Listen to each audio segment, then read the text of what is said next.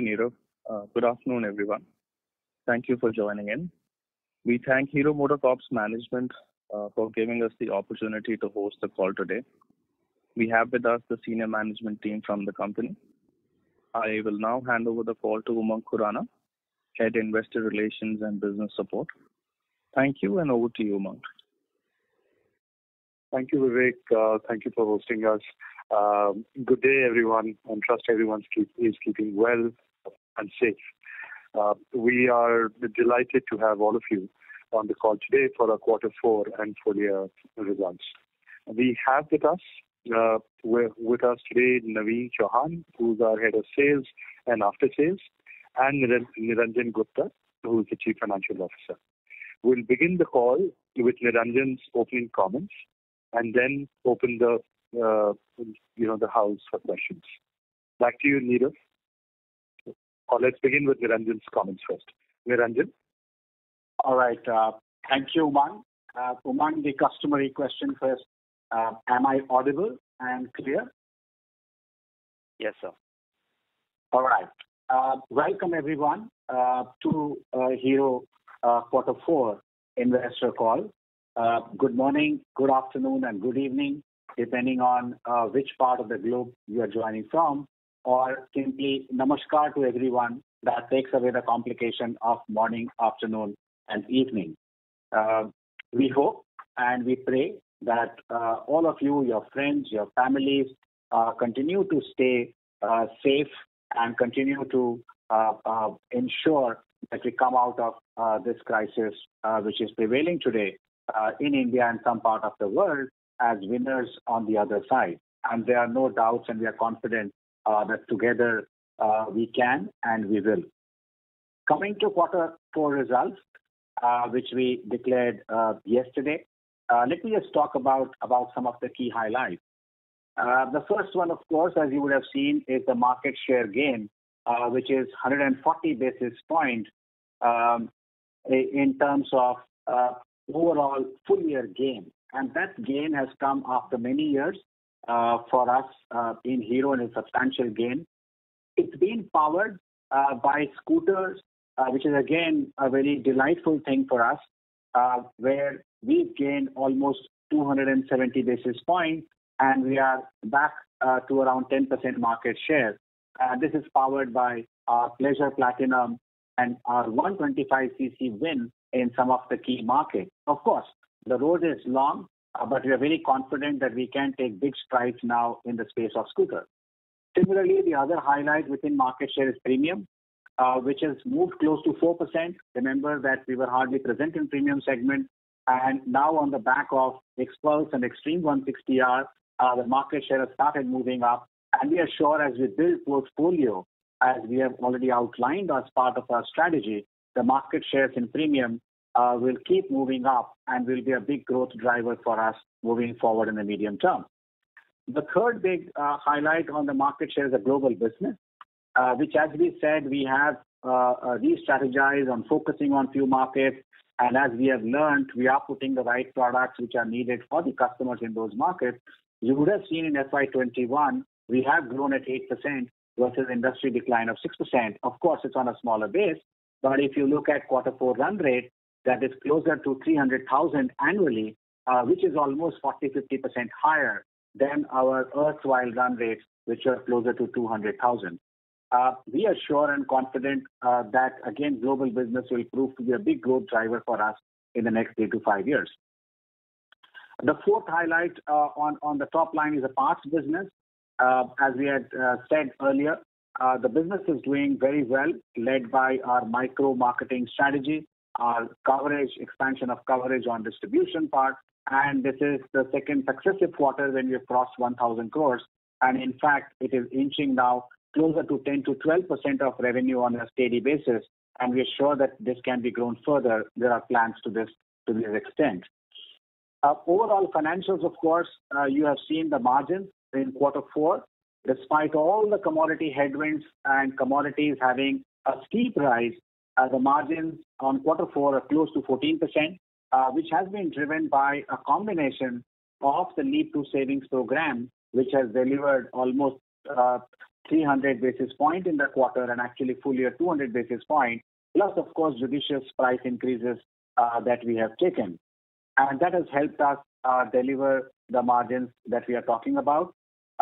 Just overall, these financials as we have delivered in FY21 are after factoring in all the support that we've been providing to dealers, to vendors, to entire ecosystem, to employees, because this was a pandemic year, and therefore we needed to be supportive of all the stakeholders, protecting payroll, everything. So not cutting corners, but obviously saving where there were opportunity to be had, and that's reflected in the result, and also our focus on creating value while ensuring that all stakeholders are also taken care of. And finally, to cap it up, the cash flow, which is very, very important. As they say, that top line is vanity and profit is sanity, but cash is reality. That's an old saying. And you can see the cash flow that we have delivered is upwards of 4,000 crores in the year, which will augur us well when creating the liquidity buffer. We declared a dividend overall of 105 rupees per share, which comprised of 90 rupees normal and 15 rupees special dividend. And that should be again something which should be delightful for our shareholders. So that's the brief summation of our quarter four highlights. Let me now move to quarter one. These are difficult. These are challenging times. The surge in COVID 2.0 wasn't anticipated, wasn't predicted by anyone. It is impacting lives, and quarter one is not the quarter to count volumes or count money, but it is the quarter to help each other, to save lives and to serve society. Profits and money will come later, but in this quarter our focus is fully, completely on that. And towards that, as you saw, we took proactive shutdowns of our factories to ensure that there is a breaking the chain that we can help with. There are multiple actions that we have taken in terms of whether it's medical facilities, whether it's a vaccination drive or multiple CSR activities around oxygen cylinders, around helping out ambulances. So all our teams, which are not only us, but along with dealers and vendors in this time of crisis, are doing their best to help out not only the employees that are associated with us, but also the community that are around us. We do expect that with medical facilities getting ramped up in the country and with vaccination drive, all of us should be past this entire tsunami very soon. There are predictions of middle of May being the peak, and therefore end of May subsiding down, and June could be a period of kind of coming back to stream on business, and therefore that's how we see quarter one.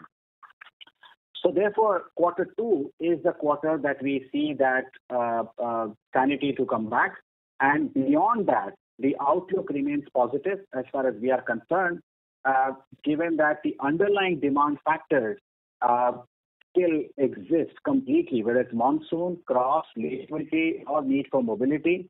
The GDP projections for quarter two onwards are bullish, should be double-digit or 10% plus, as RBI governor has said.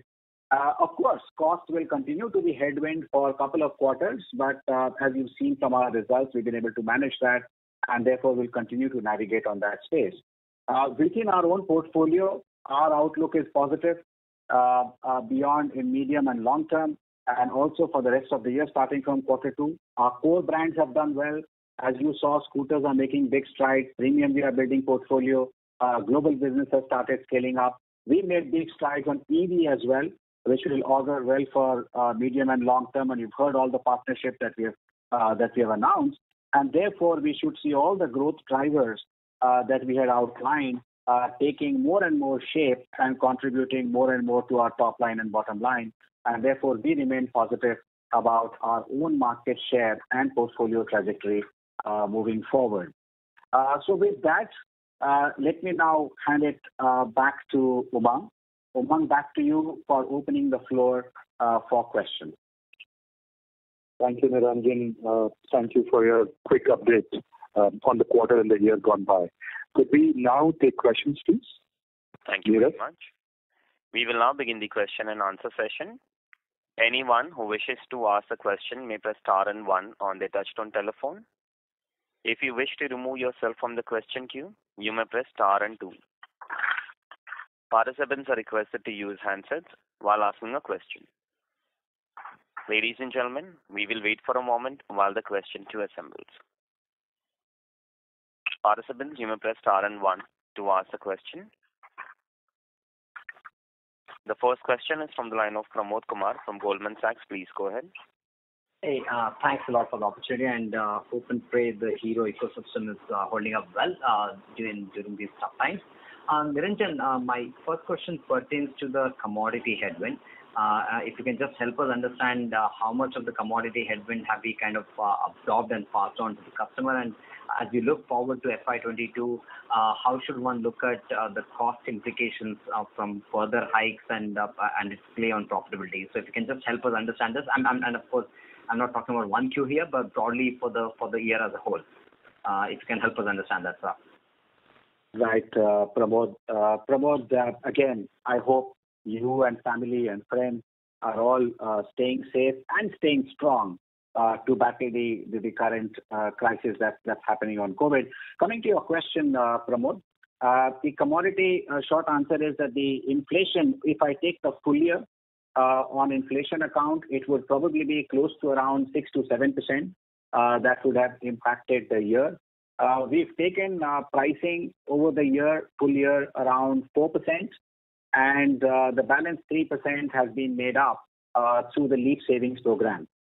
So that's the overall, if I look at the totality of the program. So if you were to say that around 6 to 7% of inflation has been absorbed in these results.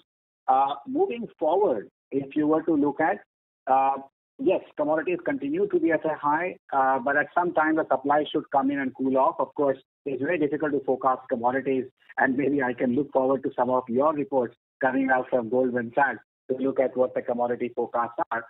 But what we have done is that, of course, the last year, FY21, was a tough year with so much of inflation. Some bit of inflation would still come into the FY22. But again, we'll continue to navigate with a combination of judicious price changes in line with industry and maintaining our product positioning, as well as the Leap Savings Program, which again, full year basis, it gave us more than 200 basis points and should continue to work for FY22 as well. So I think we should continue to navigate that part of it, and maybe, probably if there's an inflation around maybe 3 to 4% for the coming year, then a couple of percentage can be made up from Leap Savings, and another couple of percentage could be from the prices. So that I'm saying, Pramod, not just a quarter, but a full year outlook that we have. That's fair enough, Niranjan. That's actually very comforting to hear on the margin side and the cost reduction side. So second and final question is on the Gogoro side. I think it's a very interesting move and approach what you've taken. So if you can just help us understand by when, what would be the likely timeline for you to go commercial here? Because technology readiness is pretty much there with Gogoro, so your time to market need not be that long. And how does it fit into with your existing own EV plans in Germany, what you're running from your German unit? So is there any rethink there?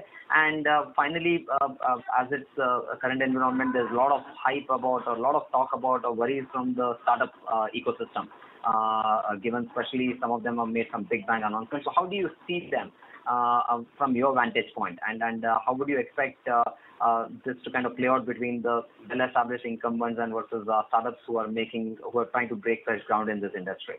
Thank you.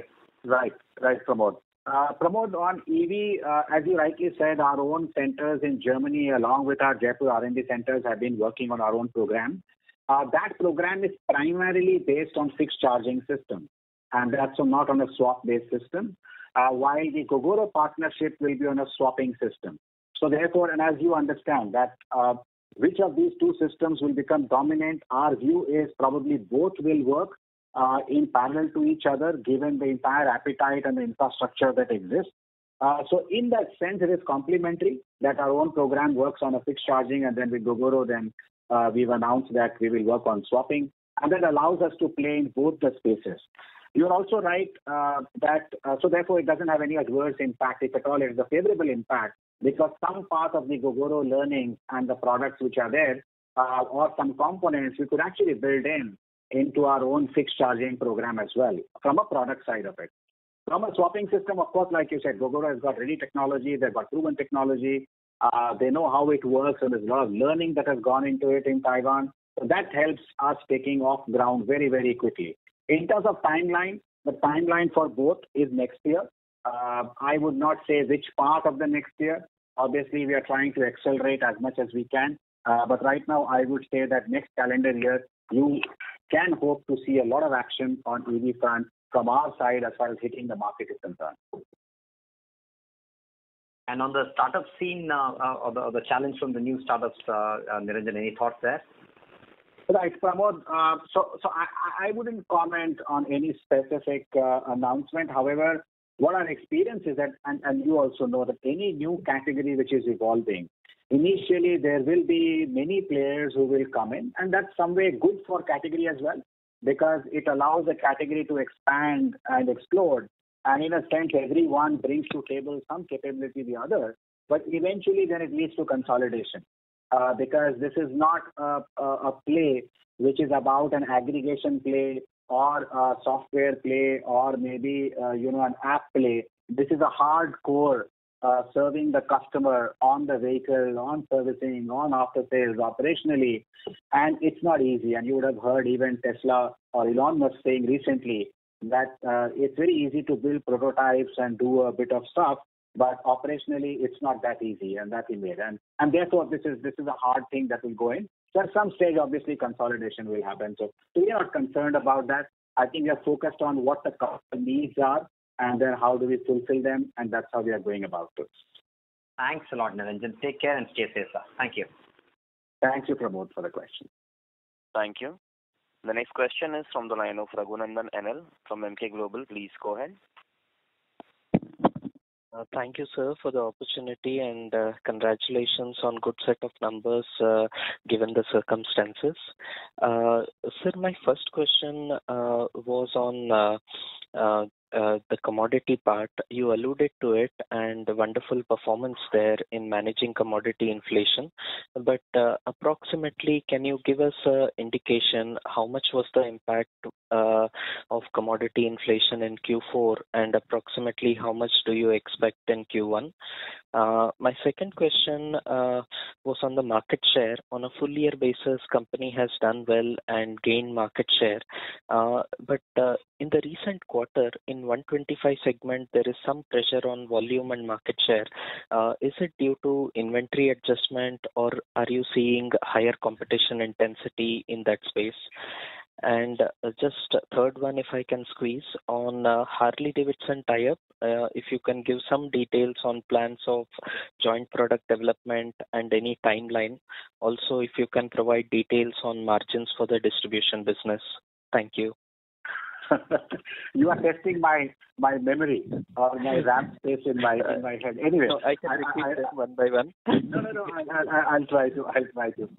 So on material, since you are focused on quarter 4, you would have seen that our quarter 4 material cost on a per vehicle basis has gone up by around 4.5%. You've seen from the results, and out of that, you can say that parts have contributed because parts percentage has gone up. That's around 2%, and on two-wheeler, if you isolate, then it would be around net 2.5%. Now, this net 2.5% is after factoring a leap saving of 300 basis point in the quarter.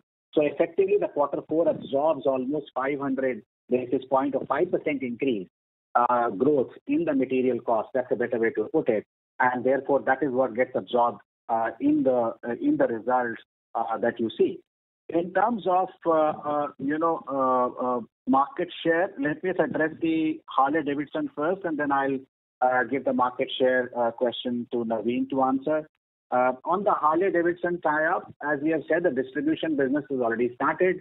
So we are the exclusive distributors for Harley, and that business has started. Around 14-15 dealers have been appointed, all from their existing system, and the business is off to a start. Of course, the key part of the Harley-Davidson tie-up is the license to build the middleweight segment, which is the segment, which is a very profitable segment, as you know, and the lead player has the market share of around 90%. So there, this whole thing of developing the bike and putting out in the market, both under Harley name and Hero name, that is something which is the key part of the HT tie-up, and the teams have already started working and progressing on that. Naveen, can you take up the question on the market share, where the question was that the full year we have gained, but in the recent times or recent month or quarters, we would have seen some softening from our side. So what are we doing about it, and is that fundamental or otherwise? Naveen, over to you. Yeah, thank you. And namaskar to everyone. Hope everyone is keeping safe and sound. Now, regarding the question, while Niranjan, you in your initial address, you had talked about the market share gain in different markets overall. I'll do a double click there, and maybe that will have an answer to the question that has been asked. So while you talked about gains in scooters, premiums, on the overall market share, if I take a breakup of urban and rural, we've gained in urban, we've held on to our rural market share. We've looked at the top markets, we've gained in the top markets. Now, what on the question, coming to the question specific, see, at no point of time you will see quarter-on-quarter the market share would be running at a uniform level. They are a mix or outcome of multiple factors playing in, which segments are doing better, both in terms of, product segment or geographical, and also how are the various occasions. India, there's a lot of occasion buying that happens, right? And hence, how is the occasion fitting into various segments? So Q4 is an aberration. Q1 is what we are looking at, but unfortunately, there is an impact of COVID which has come in. But that's something that will manifest as the time comes. So for me, Q4 is an aberration, but there was a specific question that was asked about 125cc also. 125cc, there is a sequential gain. Now, 125cc has got two strong products in terms of Super Splendor and Glamour. We've seen some hit on the Glamour in its core market, but when we conceptualize the product in the BS6 Avatar, it was to attract a new segment of consumers which were emerging as a growing segment. We've gained pan-India, except for its core markets. There is a feedback that we've received from the consumers in the core markets. We're working on that. We've been agile in the past. We are agile now. And quickly you will see some action which is coming up in the segment. Thank you. Thank you, sir. That was very helpful. Just a small clarification. For Q1, what kind of commodity impact you are looking at? Right. Let me take that up. So as I said, it's very difficult to forecast quarter by quarter commodity impact, and I did respond to Pramod on this question. That maybe looking at what is going around that year, the full year may see an impact of around 4% inflation on the commodity, because large part of the commodity inflation has come in FY21 and towards Q4. And obviously we plan to then make it up so that the impact on margins is minimized. So therefore, partly through price increase and partly through savings programs, and a combination of all these things, so that the balance between margin, market share, and impact on customers is maintained. Thank you, sir. Thank you so much. A request to all the participants, please restrict to 2 questions per participant. If time permits, please come back in the question queue for a follow-up question. The next question is from the line of Nishit Jalan from Axis Capital. Please go ahead. Hi, sir. Thank you for the opportunity and congratulations on very, very good set of numbers. So my question is on the cost reduction side. Hero has been in this two-wheeler industry for quite long and a very, very well-oiled machine on the cost side. I'm very surprised to see positively to see these kind of 200, 300 tips kind of cost reduction benefits coming in just 1 year. So wanted to understand and get more color as to what is driving this cost increase, it's a very steep increase coming in an organization which is already very cost efficient in just 1 year time frame. So some more details on this would be very, very good. Right. Nishit, thanks for the question. See, what happens is that whenever a cost base gets restated, which is what happens when we move from BS4 to BS6, and in BS6 regime, the cost actually went up by between, I would say, 12 to 14 or 15% because of BS6. So whenever a rebasing of cost happens, it again presents an opportunity to save on that.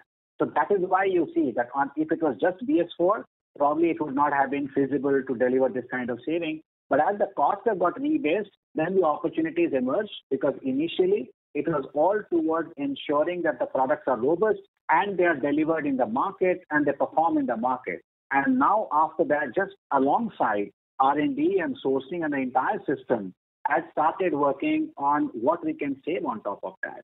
So therefore, that's the program. And out of that, one of the major programs is the precious metals, which is the CATCON, and a loading reduction, a combination. As you know, there are three metals, which is rhodium, platinum, and palladium. You can work with different combinations of those. You can reduce loading by adding something else. So those are the programs that have given bulk, I would say, 60-70% of these savings, and other savings that come from different areas, where obviously as you go through a more squeeze on margins or costs, then obviously you start looking at every angle once again. And that is what we've been doing.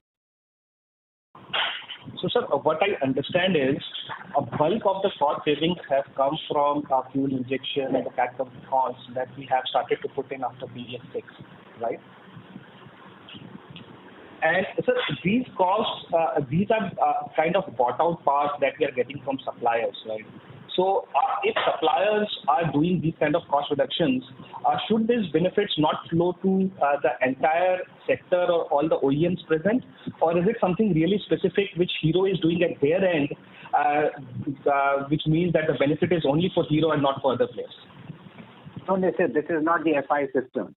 This is the CATCON loading that happens in the product, which is combined of these three materials. So it is not a bought out part. So essentially you consume less of these metals, which is platinum, palladium, and rhodium. And the combination of those depends on your R&D, how you are able to size it up. So in a sense, I would call it flex formulation, where you can use a different combination of these to achieve the same result and same BS6 output in terms of emission norms. So it won't be same standard across for each of the companies or players. Different players will have different solutions. Even between FI and CARB, there will be different flexibilities existing. Okay. Sir, sorry to harp on this a little bit more.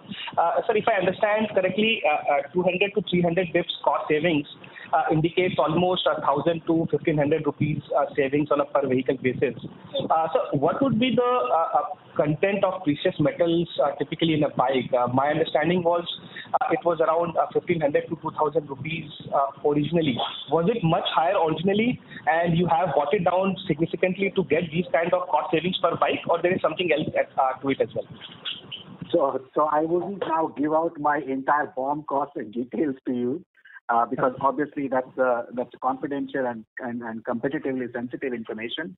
But just to give you a hint, that all the precious metals, their prices have gone up by 100, 150, 200%. So therefore, whatever the cost base was there itself has gone up. And then obviously through a combination and flex formulation, like I said, and that's an intense R&D program, by the way. So it's not just bought out part negotiation that happens. Offline, of course, you can talk to one more later. But obviously, beyond the point, we will not give out sensitive details. Got your point. And so the second question is on the spare side, because it's the second consecutive quarter now where we have seen a significant growth on that front. So firstly, if you can share numbers of this quarter.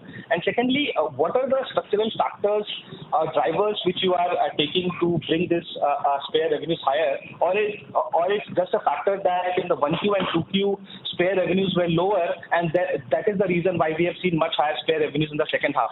I'm just trying to assess what is more sustainable and what is more transient in nature on the spare side of the business. So let me take this first, and then I'll ask Naveen to supplement, which is, as you would have seen, so if it was just one quarter phenomenon, you could have said that it is transient. Even that time we said that it is based on underlying drivers, which Naveen will spell out. But it is a successive quarter of 1,000 crore plus, and we are now moving from what we used to have 7-8% of the revenue comfortably to 10% of the revenue, and potentially to 12% of the revenue moving forward. But let me not steal the thunder from Naveen. And Naveen, you can outline this entire story of how our past growth is being driven and how sustainable it is and what are our plans. Over to you, Naveen. Yeah, thank you. Maybe I'll try and explain it, in a simplistic fashion. The two areas wherein the consumption is. One is our own captive market, which are our dealerships and authorized workshop, and then the second part is which is aftermarket beyond our dealerships. For 2 years now, we've been running a program called NPS 60, which is to enhance our consumer satisfaction level and to take our net promoter score level from 12, which was 2.5 years back, to 60. So fundamentally, making our processes and systems very, very robust, very strong at our own dealerships, and hence retain the consumers and increase our space revenue and other consumers. So that's one piece, and which is going on, and fundamentally it is on the right space. Also, in terms of retaining and getting our lost customers back, we are reaching out. So there is a micro distribution of service. That's also a concept that we are working on. We've tested that in some certain select markets, and it's giving results. So there is fundamentally the business grows in our authorized segments, and its contribution is going to go up. The second piece is which is aftermarket. Now, aftermarket, around 3 years ago, we had a certain level of distribution system wherein we had super stockists kind of distributors.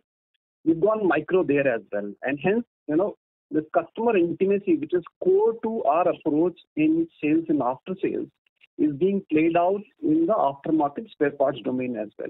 So we've got closer to our customers. We've got 100,000 technicians on board with us. The number of technicians who deal with us has doubled in the last 1 year, getting in contact with us. Number of retail points, that's micro distribution further to the third tier level, that has also gone up fundamentally, right? So fundamentals are in place. Now distribution footprint is in place, and I would say we've done with 70% of the market as yet. We are yet to do, and we because of the pandemic last year, we could not complete the full, so 30% still remains. With 70% is the kind of growth that you're seeing right now. So hence there is an upside available in times to come.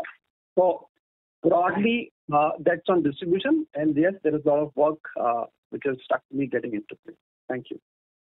Thanks, Naveen. Thanks a lot. Just to add on, our teams are also working on expanding the accessories and merchandising, which is a very small business today, but a huge potential exists in terms of not only revenue, but also creating a branding through that. Thank you very much. A request to all the participants, please restrict to 2 questions per participant. If time permits, please come back in the question queue for a follow-up question. The next question is from the line of Kapil Singh from Nomura. Please go ahead.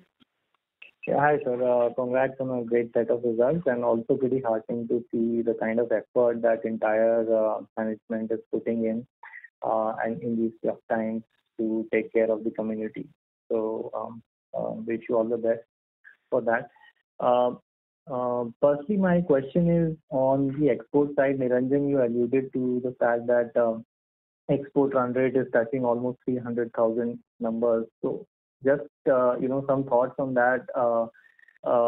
Would that be a right kind of level to look at for next year, or would you look at even better numbers? Because there what we hear is there are launches due for some of the key markets like Nigeria. So just some update on the timeline of new launches and the export run rates that you expect. Thanks, Kapil, for the question. Yes, what I highlighted was just extrapolating the Q4 and therefore a run rate, because we don't want to take a month and extrapolate, but I think there was a quarter which you can extrapolate, and that's where it is. But yes, we would like it to be higher than this for sure. And there are, as you rightly said, there are multiple launches which are planned, whether it's Nigeria, etc. As you know, we've opened up Mexico. The orders have started coming in. Mexico is a big market. Colombia, where we were stuck at around 4% market share for quite some time, in the last 3 quarters have moved to 6% market share, and Colombia is again a 500,000 market. So therefore, there's a big potential there as well. Bangladesh, the strategy has been reworked to increase market share. So there are multiple actions. And would the internal team be happy with even this run rate? My answer would be no.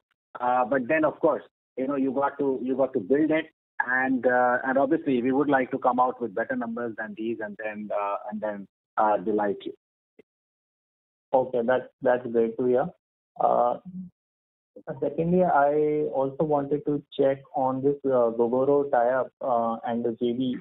Could you talk about what are the revenue streams that we can expect here? What is the kind of investment that we can expect? Because battery swapping probably will be a much more capital-intensive model as well, right? So what kind of investments have you earmarked for this? So Kapil, the business case and the investment, and in fact the business model itself is being worked out. Yeah. And therefore, once we do the business model, then one can work out which way it will be done. I mean, whether it will be entire, capital intensive, whether it will be franchise, how does it dovetail with FAME, so etc. And if you look at our strategy, and again to just reiterate, the primary own thing was our teams are working on fixed charging. That also will have, which is our own product, which we are doing, in Germany in combination with our own Jaipur R&D as well. That will start at fixed charging, but gradually it will also have a swapping option.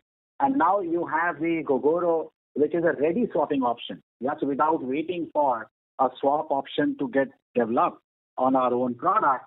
So you have a ready option with Gogoro as a swapping option. So I think all of these business models will get worked out, and essentially once it gets worked out and fine-tuned, then we can come back to you in terms of what exactly the investments would be and the revenue streams would be.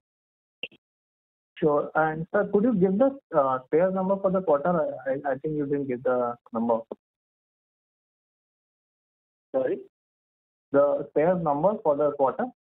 Yeah. Spares number for the quarter was 1,050 crores for quarter 4, FY21. The Q4 FY20 was 751 crores, and just the previous quarter, which is Q3 FY21, was 1,034 crores. Okay. Thank you, sir. On a full year basis, FY21 was 3,178, and full year 20 was 2,896 crores, just to complete the picture.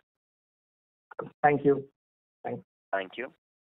The next question is from the line of Mukesh Saraf from Spark Capital. Please go ahead. Yes, sir, good afternoon, and thank you for the opportunity. First question is on the EVs again. If you look at the Gogoro tie-up, plus you're doing your own vehicle, plus you're also going to be participating via Ather. So could you give some sense on how are we going to be positioning these 3 products? Would one be, could the price points, could you give some sense on the price points, at least directionally, would the Gogoro one be right at the bottom, and then probably your own product, and then Ather, or some sense on how you're looking at these 3 ways that you're approaching this market? I think you will have to wait for the product to be launched for the pricing and the positioning to be revealed. And as I said, the launch is next year, and next is the calendar year. Of course, we are targeting, as you would have heard our CEO also say, targeting fiscal year 22 launch itself.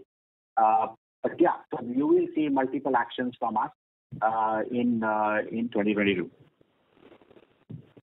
Right, but very qualitatively, if you could give some sense, because obviously you will be finalizing your modalities, etc.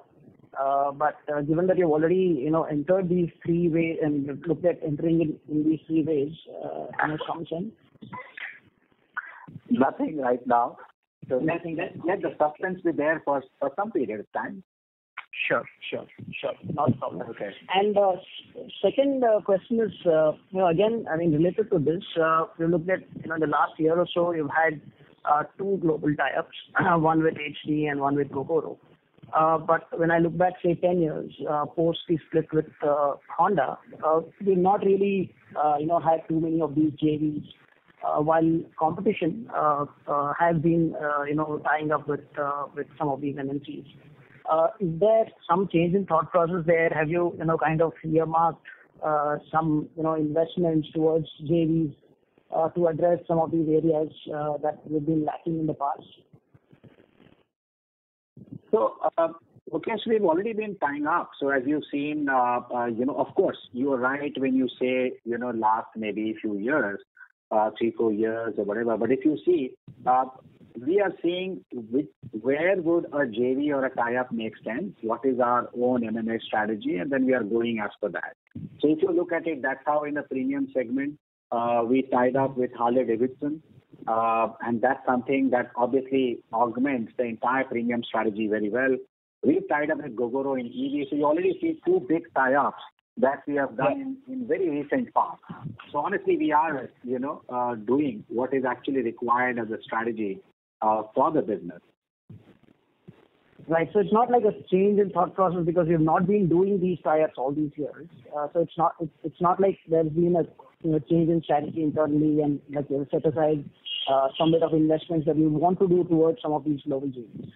Well, tie-ups always also depend on two parties coming together, and also the strategic direction. And third is that both parties should come to a commercial understanding, which is win-win relationship.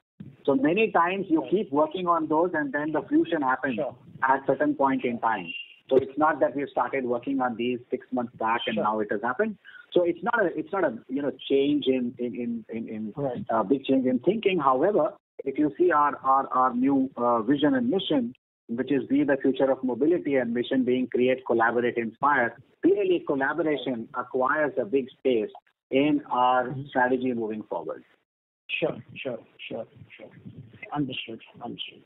All right. Thank you so much. I'll get back to you. Yep. Thank you. The next question is from the line of Vinay Singh from Morgan Stanley. Please go ahead.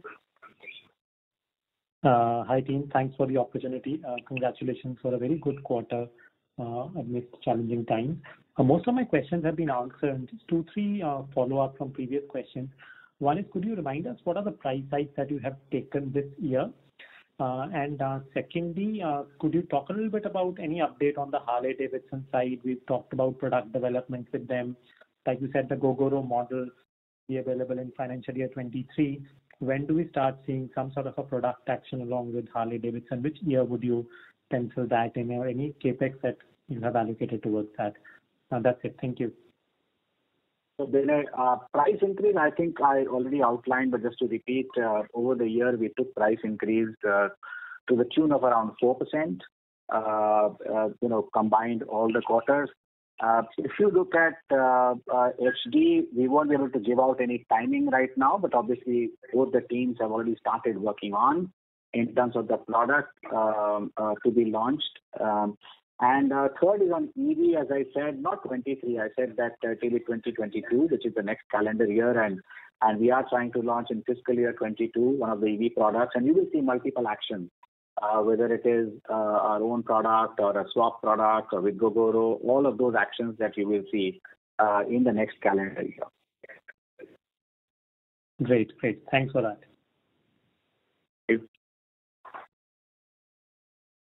Thank you. The next question is from the line of Rakesh Kumar from BNP Paribas. Please go ahead. Hi, good afternoon, and thank you for taking my question. My first question was more of clarification. So have we started booking revenue for Harley-Davidson distribution network, which has got empaneled with us? Yes, we have. So can you please quantify what would be for this quarter? That would be a small portion because overall, in terms of the context of the sales that happens and the revenue that happens, it will not be a significant portion. But offline, Umang can actually give you more details. Sure. Thanks for that. My next question was more on the realization part. So from pre-BS6 level to now, our realization has increased by 20%. What do you see its implication on the demand side? Because a large part of it is driven through the price increases and not much from the mix side. So how do you see its implication on demand? Does that make our demand or growth much more volatile in times of weakness underlying? And as a market leader, what are we doing to mitigate that? So let me take it first, and then I'll ask Naveen to supplement. So firstly, I think it's not right to combine all the price increases, because what happens is that what is the price increase for and how it is communicated, what are the other industry players doing, and that's how it sets the expectation. So if you look at BS4 to BS6, which is the bigger one, which is around 15%, obviously the product BS6 is not same as BS4. It was the FI system, new technology, better mileage, lot of features. So in a sense that you are giving value to the customer and not just a regulatory change. And that's how it was also communicated as well. Of course, after that, the 4-5% that has happened is on account of inflation, and it's got certain elasticity and demand impact. But then finally, it comes down to fundamental demand drivers of and the need for mobility solutions. And what we are doing is that while we are trying to cushion the pricing impact, we are also trying to put affordable solutions. And let me now hand it over to Naveen to talk further about this. Naveen? Yeah, so Niranjan, you captured it very, very well. And we've been successfully able to communicate the value story to the consumers. And right at the entry segment, if you look at Splendor and RHA, there is increase in market share that we have, and it's primarily because in these segments we have given the value of the new technology to the consumers. So that has played well. And I think at this point of time, how do we make the affordable solutions for the consumers? Therein hold the key for the industry growth. We've launched XMI solutions recently, wherein the EMI comes down by 30%. We are testing it in certain select markets. We're going to go horizontal deployment to the rest of the markets. Two-wheeler industry still operates slightly on the higher side as far as the financing cost is concerned, and that's one space to address. So I think the solution for growing the segment and industry lies in the adjacent space, and we're working on this space. Okay, thank you for that. I'll fall back in the queue. Thank you. The next question is from the line of Amin Barin from CLSA. Please go ahead.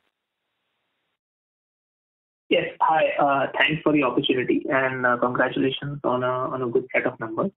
My first question was, more on the here and now, because obviously in the last 1.5 months, we've seen different states going into this lockdown phase in different times.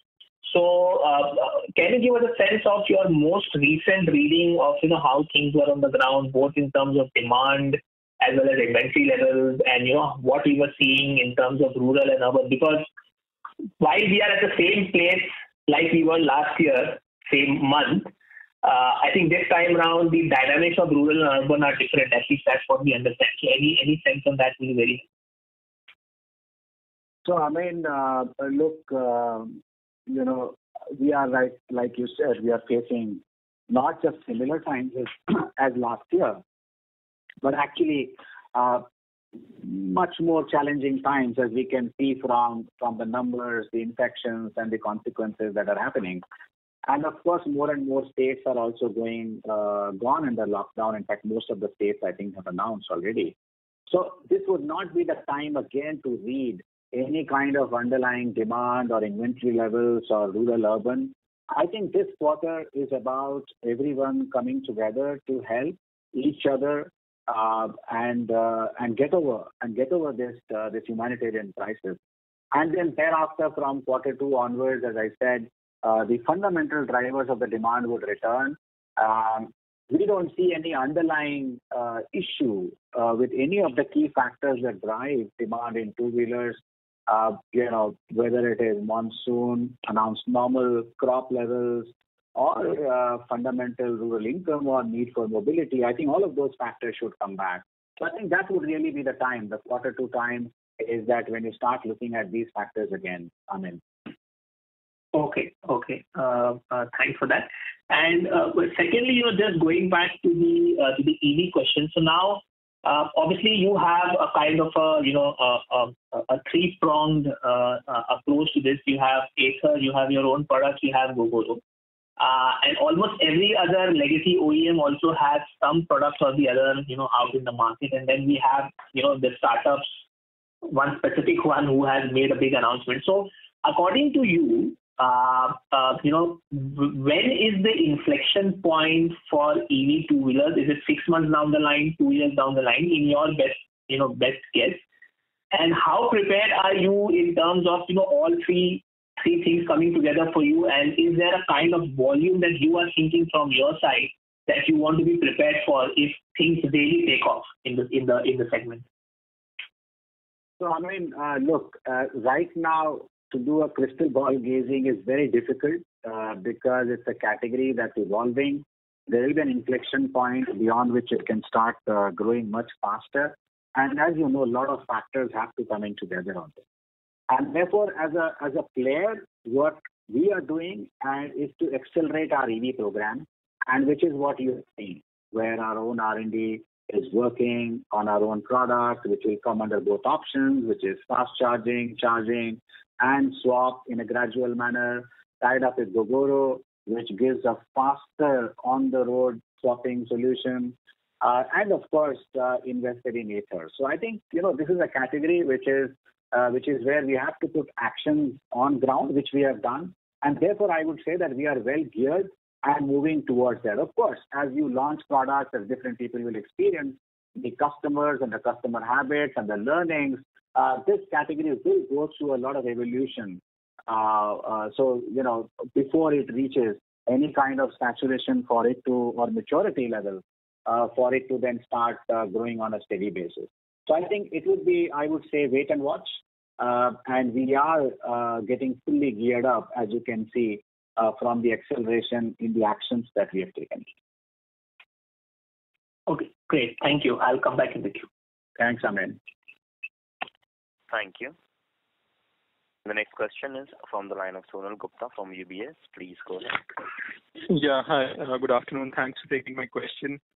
This one was, could you sort of give the other operating income for the quarter? And then what is the capex that you expect for what was the capex in FY21 and what are you expecting for FY22? Yeah, so the other operating revenue, as you can see, because it's given out the parts revenue and you have the overall for the quarter was 206 crores for quarter four. And the quarter three was 192 crores, and obviously the previous, which is the Q4 of FY20, was 137 crores, which was a truncated quarter. So that was the operating revenue. Sorry, what was your next question? Sorry about the background noise, but I was asking about the FY21 capex number and what is the forecast for FY22? Right. So as far as FY21 is concerned, I think we spent around 600 crores of capex, but offline one can give you more fine-tuned numbers. It's there in the cash flow statement. As far as next year is concerned, we are not outlining any numbers as of now. As you know, as far as quarter one is concerned, all of us are going through a very different level of crisis and challenges, and then we'll recalibrate our capex and the cash plan with that. Sorry, and just a follow-up on that. I mean, how do you think about, while you are taking these multiple pronged approaches on the EV side, in terms of, setting up any dedicated EV capacity, or do you think one of your existing plants could be sort of repurposed to be a dedicated EV facility? How are you thinking about that? So again, this is something that our teams, we have, as we had announced long back, EMBU, which is Emerging Mobility Business Unit, and that business unit is looking at all aspects, manufacturing, sourcing, even selling and marketing. So a lot of work is happening on that, other than the product work that I already talked about. Okay, great. Thank you so much. Yes. Thank you. The next question is from the line of Chirag Shah from Edelweiss. Please go ahead. Yeah, thanks for the opportunity and congratulations for the numbers. So I have a question on the premium motorcycle category. Sometime back we have articulated that we are looking to have a bouquet of 5, 7, 8 products, and that's how we are looking at the premium category. Where are we in that journey? And that would include Harley as a part of that category. We have seen 2 launches, so more launches likely to happen. And follow-up question, because of this uncertainty around COVID, are your product launch timing or schedules getting altered or postponed? And thanks, Chirag. As you rightly said, we had embarked on this premium strategy in terms of filling the portfolio right across all the CC and right across all the segments. You've already seen us coming out with Xtreme 160R. You've seen us coming out with Xpulse, and you will see more and more products coming out every year. So that's where I would stop. In terms of launches, are we delaying launches? No, we are not. As of now, all our launch plans and pipeline plans, which are there for the next 3 to 5 years, they remain exactly what they were. Yeah, thank you very much. And all the best. Thanks, Chirag. Thank you very much. The next question is from the line of Jinesh Gandhi from Motilal Oswal Financial Service. Please go ahead. Hi, sir. My question first, clarification. The cost inflation numbers that you talked on, savings numbers that you talked on LEAP, they are on YY basis or quarter on quarter? Year-on-year basis, the 200 basis point LEAP saving program which I talked about, which we used to have 60 to 70 basis point, which is what we had been saying earlier. Sure. Any sense on RM cost and commodity inflation on QQ basis, how it would be? Very difficult, Jinesh, to forecast. Everyone who's forecasted commodity, whether it is on up or down, has been proven wrong. I think my question was actual inflation in fourth quarter on QQ basis. Yeah, actually we talked about the material cost increase which has happened, as you can see from the published results. It is 4.5% increase in material cost, of which the two-wheeler is 2.5%. And if you really gross it up for the LEAP savings for the quarter, it would amount to inflation of close to around 5% on material in Q4. Okay, got it. Second question pertains to the Harley-Davidson distribution income accounting. So we just book the distribution margins in our revenues, or how it works? No, it's a full revenue, no? It's a full P&L. As a distributor, we buy from Harley and then we sell it onwards to the dealers. So it's a full revenue that comes. Right. And lastly, with respect to financing, can you give some flavor of how was financing in fourth quarter, finance penetration, and how did Hero FinCorp perform for FY21? Yeah, so our financing in fourth quarter, Jinesh, was at 48% around, which went into financing, and the FinCorp share was 40%. Okay, and any sense on HFCL's financial performance? No, that's not a listed entity. But sure. All I can say is that they are back in terms of their business and growing, and they are maintaining a good capital adequacy and all the relevant ratios. Okay, great. Thanks and all the best. Thank you. Ladies and gentlemen, that will be the last question for today. I will now hand the conference over to Mr. Umang Khurana for closing comments. Thank you everyone for coming in. Been a pleasure discussing our numbers with you. Please keep safe everyone. Please take care of yourselves. And hopefully when we meet after the quarter one results, we'll all be smiling even more. Keep safe. Talk soon. Bye-bye. Intervention. Yes.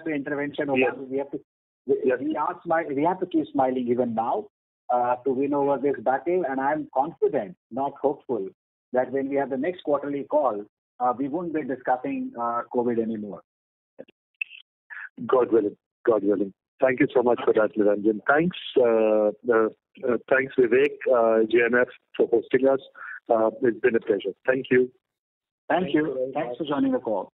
Thank you. Thank you very much. On behalf of JM Financial Institutional Securities Limited, that concludes this conference. Thank you for joining us. You may now disconnect your lines. Thank you.